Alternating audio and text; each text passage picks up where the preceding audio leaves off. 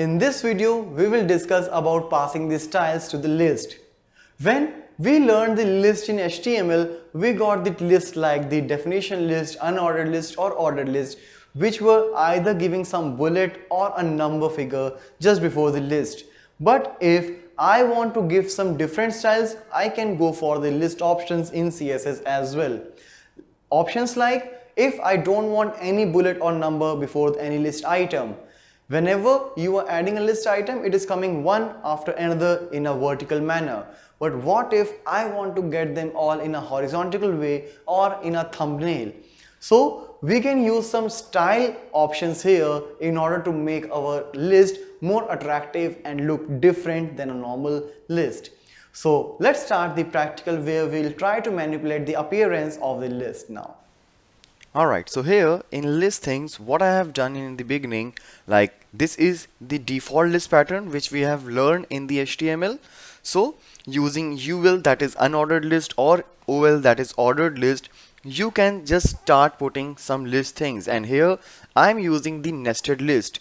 So when you will be watching this in the browser, how it will come, like firstly it will be tea, coffee, soft drinks, and inside soft drinks you will get these options. So let's save it, and here you can see, like first of all they are coming with disk, and inside that it is circle. Alright, and we know, like using the attributes called type, you can pass the values like disk, circle, or square. Now you can do the same things using CSS also. So what we can do, using list style type, this attribute inside the style tag, you can pass which particular kind of bullet you want. So here you can see I have used all the three ones like square, disk, and circle. So this is how also you can change the type of square in each of your list items. Rather than passing that in UL, I will pass the style type, list style type, here in the li tag. So let's see that. Like first you can see this is square, disk, circle. So this is how you can create them. Similarly, for ordered list also, you can use the list style type with the different values like lower Roman, upper Roman, lower alpha, upper alpha, and numbers which are default.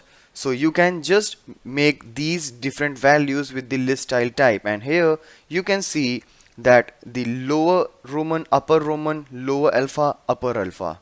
Alright, so by default when you create a list, each element or each item I should say comes in a different line. But if you want to create the inline list like this, you can simply just do one thing, that is here in each unordered list you can write float left. As soon as you will start writing float left in each list item, they will all come in the same line. The reason why I am using width 10%, because I don't want any congestion with the list item. I want to give them proper width so that it will be easy for the user to get the elements. So width is nothing with the inline thing, it's just for the better appearance of the list items. And here float left for each list item will give you the list in single line.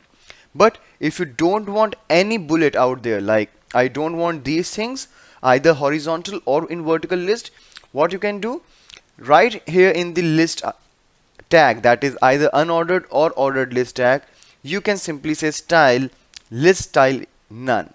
Alright, so as soon as you say list style none, so none of the type list style type will appear before the list items. As here you can see there are elements available, but there is nothing like any alphabet or any bullet specified before them because the list style is none.